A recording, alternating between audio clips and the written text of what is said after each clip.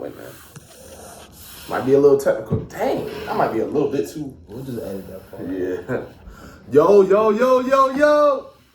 What's good? It's Justin Allen, JDA. You already know what we do at NSU episode 3 with my boy Sterling Baiiley, Mr. Freshman. Yes, sir. Thank you for having me. Thank you. Of course, man. Like, this is a crazy day, man. Like, it was raining and stuff. I didn't know if it was gonna happen. I fell asleep. Like, I didn't know what was going on. But bro, it's real crazy. We cut into the chase. Let's get into it. All right, man. Sterling. How's it been going for you, bro? Everything's been good, man. Everything been real good. Class is going well. Just living it up as a college student. Right. As you can see, he looks a little taller, but he's on like a big hiking chair right now. Say that nah, we gonna get that. The interview. My bad, bro. But yeah, man. So talk about this like whole Mr. Freshman thing. When did you think you wanted to do that? I knew I wanted to do it since high school. So probably during January when I was in high school, I knew I wanted to become Mr. Freshman because, most people say you just tired to look good. And, that's nice, but that wasn't really my goal. My goal was to, of course, represent the title in a great way, but also try to put in some work with the freshman class. Right. And I knew I always wanted to do things in Norfolk State. Never knew what it was, but I always knew Norfolk State would probably be where I go. Right. So when the opportunity came to me, I was like, Mr. Freshman, here I come. So that was like, you always wanted to go to NSU. Like, that was the big goal. Honestly, at first, it was no. Basically, I was like, yeah, it's too close, and it's too close to home, and, I don't want to be close to nobody. But then, I just realized Norfolk State probably be the great space for me. And a lot of people here. I have the scholarship here, academic business program. So I definitely wanted to come to Norfolk State. Great. So, I know you're from the 757. Where you from? Which city? Newport News. Or other people call it bad news. We ain't gonna get into that because we ain't gonna disrespect your city. Yeah. Newport News. So tell me, how was that like growing up in Newport News and all that? Like, it was. You got all the like glamour of Mike Vick and them like crowding the city. But how did you feel like growing up in that? It was good for me. I mean, every different area, there's different areas. Right. Uptown, downtown, midtown, they're all great in my opinion. I met a lot of good people there. Most of my mentors are from there. I met a lot of my friends and best friends from there. Good area. I mean, you got the mall, you got different cafes. You go anywhere. Newport News, I love it over there. Like, if you could say somebody that's judging Newport News like that, what could you say about it that would make them like have a different perception about it? You have to look at the people at Newport News. A lot of people just look at, the crime rate and what happened. And that's nice, but you have to understand that's not everywhere. Exactly. And a lot of people say, bad news because of downtown. Because downtown is used to some issues sometimes. But if you see the work that gets put into downtown and people that really wants to make a change in downtown, especially like for me, my school was downtown. I went to Heritage High School. Oh. And 5800 family, we're a great school. We built our school off of being based off of family and academic excellence. But now a lot of people are gonna say that because they're not really down there. So really, I'll just say go down there and see for yourself. Great. So you have a lot of like maturity as a 19-year-old guy. Like, where did that come from? Did you always have that when you were younger or something, or like did you have to grow? Like, was there evolution? Both for real. Because for me, I always get called an old man. I got called an old man all the time. I was wearing the suits. I was, dressing up at church. That's me. Right. But also took maturity. Cause a lot of things I didn't know, and I needed mentors in my life and books and just people that I knew that can really help me become a better person. Because for real, I didn't want to be a leader when I first got to high school. When I first got to high school, music, that's it. Because music is my first love. Right. And, it took some people grooming me and helping me out, saying they see something in me for me to really change who I am and grow as a person.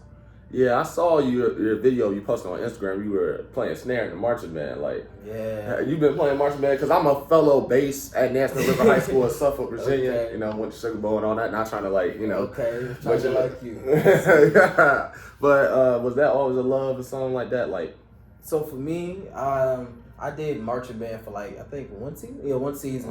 And it was good. It just wasn't for me. So I did jazz band throughout the rest of the 4 years, and I also did chorus. So I sung tenor 1, and then went down to tenor 2. But music has always been a love of my life. I mean, I've been playing piano since I've been 4, and different instruments. So that's my first love. Right. So you have any other interests? Like, what else sparks your curiosity? I mean, honestly, of course, speaking is one of the things I love to do. A lot of people hate that. I love it. I do get nervous and stuff, of course. I'm human. But speaking is something I love to do. I love music, of course. I love definitely connecting with people. I'm a very social person. Some days I am, some days I'm not. But most of the time I am. And really just living life. Trying new things all the time. Yeah, every day, man, like it's a battle sometimes. Like we're all college students, we're all going through this life. We just went through a whole pandemic that's starting to seem like it's going to be over, but it's still here. So, like, just take one day at a time, man. You need to take that mental health break from class. Tell your teacher, don't let them know that you just skipping class. Just stay home, and get your mental health there. Yeah, mental health is very important. I had to realize that because in the beginning, I was like, school. But even now, I'm stressing a little bit because I'm on a 4.0. It's like, work. I had to realize I got to take a little bit of a break so I don't get burnt out. As one of the young leaders in the 757, it's knowing that this city has kind of gotten a little drastically worse as the years have gone by. What do you think you can do? Like, I don't know what you want to do after college. Like, I don't know if you want to leave Virginia, but what if you do stay? What do you think you can do to help change what's going on? Joining the organizations that are really pushing things to help, which is academic excellence, expanding the intellectual curiosity of students, and just people in general. You don't have to be in school to be smart. That's something that a lot of people say, you got to be in college. You don't got to be in college to be smart. The goal for me is really pushing out, of course, your education, of course, academics, but also being a great citizen. Knowing how to come in different interviews, how to be a different person, how to speak, how to really push yourself. That's something I've always built and believed in high school. I was in a group called AAA, and the group stood for Attendance, Academics, and Action. All three of those things are how to build, in my opinion, it's a great citizenship. And those are things that I really believe that are needed, especially in the youth today. A lot of people, and the youth, they receive what they see on social media. This person smoked a blunt, I'm gonna go smoke me a blunt. Sure, right. Or I'm gonna go party. I'll be all right. Exactly. But some things you have to be yourself. And it's something that people don't speak on a lot anymore because being yourself sometimes can be bad. But I don't see it as a bad thing. So for me, I'm gonna stay in the 757. I love it here. I got family down here, connections are down here. I love 757. And my goal will run for city councilman in Newport News whenever. Sometime in life. Get your city councilman, yeah. Sometime in life. Speaking on family, like, you got any symptoms, how's your family dynamic going? I'm not trying to get too personal. Oh, no, you good. Family's great. My sister, it's crazy thing, my sister's 13 years older than me. So, she's my sister, but she's also my second mother. So, yeah. That's good. I talk to them every day, and we just, connect with each other. And, we make sure that I definitely talk to them a lot. Right. So, we're going to go into something a little serious, like, main topic today was going to be like breaking generational curses, because we know as African Americans, we have gone through trauma that is unfathomable. Like, so talk about like the curses of like the man leaving, the whole like knocking up somebody before. Yeah. Like, it's so much that stereotypes try to like rule the whole dynamic, but it's like so much more than that. It's a lot more than that. And my thing is with generational curses, a lot of people continue to go through that I guess you say, fathom, if you'll say, of that generational curse because they think it's normal. Yeah. And sometimes, you gotta really break that thing that you think is normal because it really isn't a lot of times. For me, my family, my father's side of the family, they work, with the hands. So college is a thing. Of course, we go to college. Some people in my family went to college, but a lot didn't. Right. And that curse had to be broken through certain people in my family to show that you can get a job and get money with your education, not just your hands. Of course, I believe in labor and doing things with your hands. That's great. I used to tip windows and all this stuff as well. But really breaking that curse of certain things. Sometimes a lot of people, they'll be in a generational curse where they believe that, oh, it has to be right because my family did this way and they're successful. But is that really right? Or are you just saying that because you're making money from it? Exactly. So those type of things are different. So what type of generational curses are you speaking on so far? I guess the whole, like your mom getting on you, yelling at you, the whole whooping part. I guess that's not like, I think that's more discipline. But, actually like the gaslighting, almost. Yeah. like your parent, like when you get in an argument with your parents about something very serious and they try to act like they're right all the time, and they don't think of you as an equal, you know. Like it feels like them growing up, they always had to listen, and their mom's way was the highway. But they feel like all these new different viewpoints, it doesn't like adhere to what they were talking about, you know. Yeah.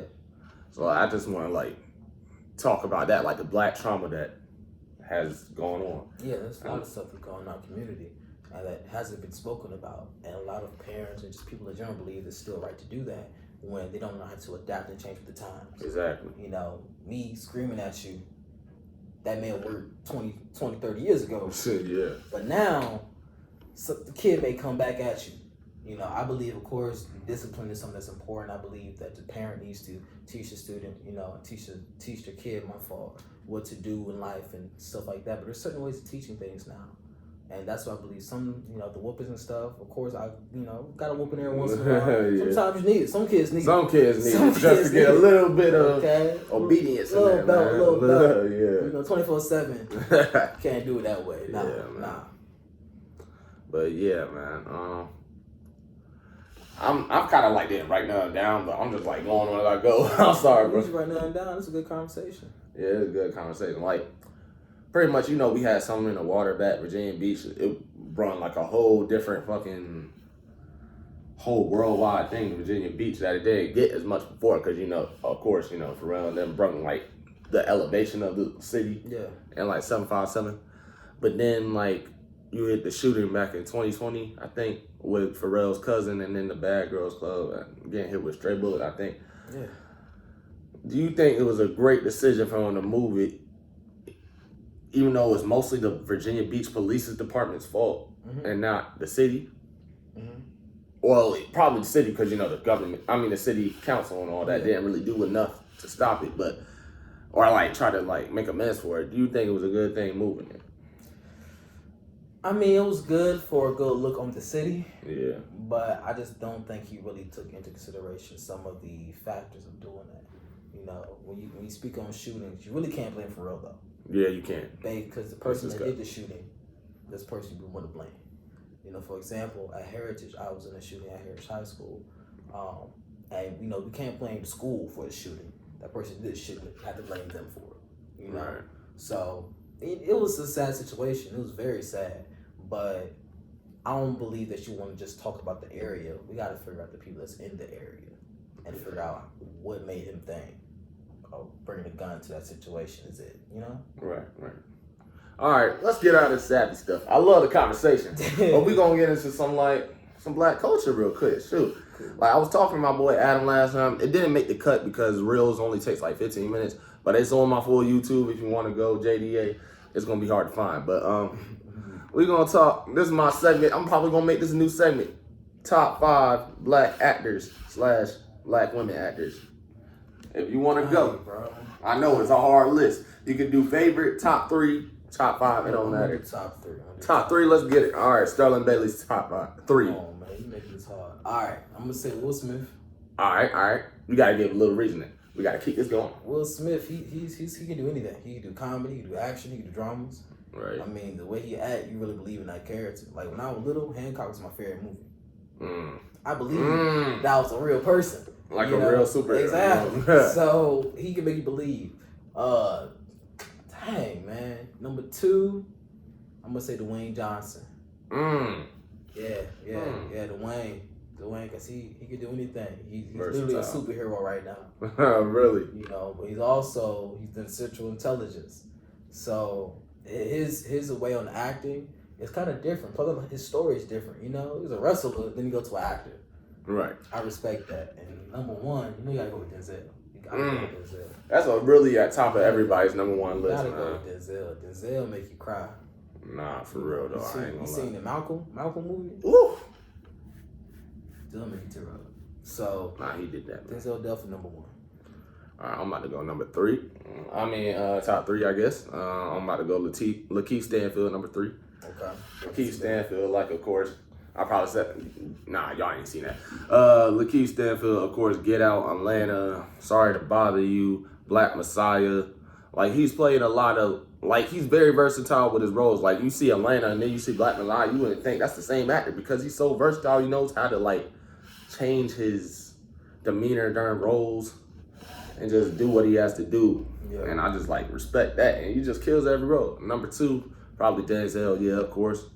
Like he's got a full catalog of everything. Gotta put Denzel. Like you gotta put Denzel top 3. Full catalog. My favorite movie is probably Training Day by him. Because he just played this fucking corrupt cop, bro, that just kept riding his partner along the way, and he kept gaslighting him through the whole thing. Like, man, this is just business, man. Like, we got this. Right? And then you see that last scene where everybody turned on him. Exactly. It's just like, man, that's probably his best role. Number 1, I gotta give it to the late great Chadwick Boseman because, like, you gotta give it to him. Like, as y'all know, he's like mostly known for like portraying famous biographical characters, but he still later towards his death, he played Black T'Challa in Black Panther, and then Mom Rainey's Black Bottom and the Five Bloods was the last 2 movies, and we saw him getting skinnier, and we didn't even know then that was his last role. But he put out his best movies when he was 6, so we give it up to Chadwick. Yeah, yes sir. Yeah, oh yeah. So we speak on these movies, right? What really makes a good movie for you? Oh, damn, you asked me questions. Let's get it. All right. Okay. What makes a good movie? Well, first, you always probably got to start with the plot. That's the main reason why you're going, right? It's got to have a plot that doesn't, like, try to move too fast. Like, it's got to have pacing. A movie's got to have great pacing. If it doesn't have great pacing, you're going to, like, oh, that horse. Oh, wait, weren't we just there and right there? That's what a lot of biopics do. They love to get, since it's like a 2-hour movie, they can't get through the whole life. They try to like, little kid stuff, like the Tupac movie. They had like 2, 4, 5 scenes of Tupac being a kid. Then they get to Baltimore when he's with Jada. That was like 3 scenes. Then they get to his upbringing in Oakland. That was like 4 scenes. And then the rest of his life is going on. Yeah. I didn't like how he did. That's why it was horrible. And the guy, Demetrius Shipp Jr., no disrespect, but you were kind of trying to sell it a little bit too hard. But yeah, I always think a movie's got to have pacing and a great plot and some lovable characters. Not characters and hateable characters that you hate and love, because you always got to have some of them.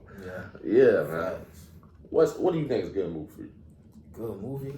You got to have a good story too. Of course.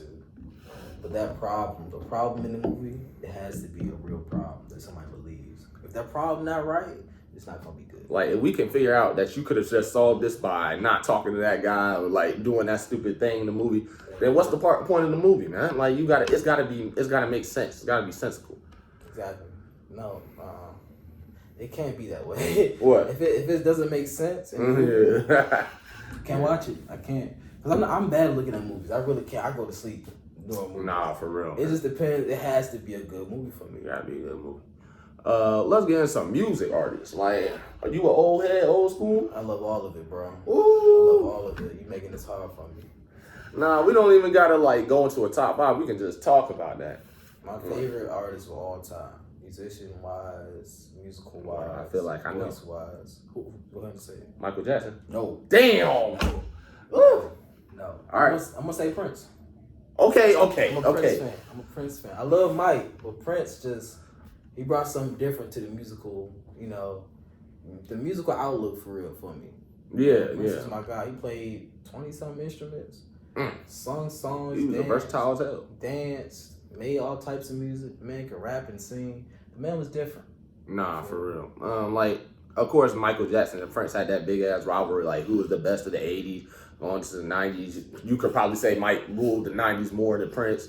Listen, man. I love Mike. But I like Prince a little bit better. This is how I am. I feel like Prince was more the like bad boy, and he didn't take he didn't take no ish. Take ish with him. He always thought Mike was probably more like spoiled. Everything was handed to him, almost. I mess with Mike. Everybody mess with Mike. Mike, I love him, but just for me, musically wise, Prince is better for me. Yeah. So you see, like in the '90s, there were a lot of boy R&B bands, late '80s type shit, like New Edition, Boys the Man, High Five. Backstreet. Wait, no, we're not counting that. Wait a minute. Jodeci. Mint Condition. Mint Condition. Yeah. Oh yeah, you going old school now. Yeah. Why do you think these boy bands like don't survive, or any type of group? I mean, I think they survive. They just always have a fallout. Or it's just hard to. It's that one man that want to go solo, bro. Yeah, it's always that one man. Bro, I'm trash bad. Exactly. Or if you'll say just like times change. And they can't change with the times. And then when they do, it looks so old. It's like, just give it up. Yeah, like when New Edition tried to like get into that whole 2000 stuff, they signed with P. Diddy and Bad Boy. It did not work. And they were too old for that. If it isn't love, that's the one. That's the New Edition I want. Exactly, but if it isn't love, they was in their early late 30s by that time, so they had to stop. It wasn't working no more. I need the steps. I need the I need the. Can you stop? Can you stand the rain? That's what I need. I don't need the new stuff from y'all. I just don't think they even know how to do that. Right. But boy bands are always great. Good Jodeci. Jodeci's my favorite. Right. What's your favorite Jodeci song? Man, dang, bro. You got Feeling. You got. Dang, bro. I'm gonna say Feeling. For real. Wait. I'm gonna say Feeling for sure. What's that song that go? For a little while. Let me just stay.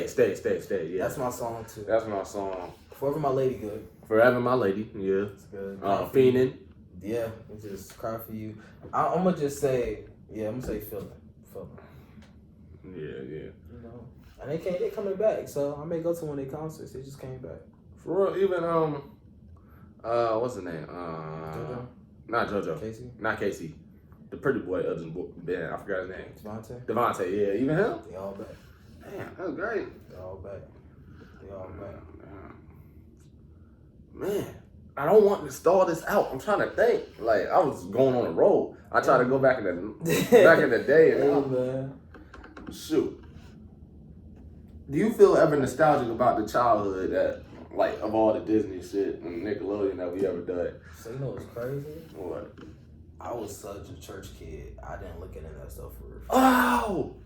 So yeah, but probably I was more of a Nickelodeon kid than Disney. Right. And I like Disney. But I don't think I really got into Disney Channel until like 2010.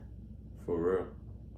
Hey, that was kind of like in its about to end prime because it really stopped dropping off probably after Austin and Alley and Shake It Up and all that ended. That was those shows I would watch here and there, but I was in church playing piano. That was it. That was my life. How was that being a church boy growing up and all that? How was that? It was good sometimes. Sometimes you want to go out, maybe watch Disney Channel or go play the game or something, but you Bible study. Then you got to sing in the choir.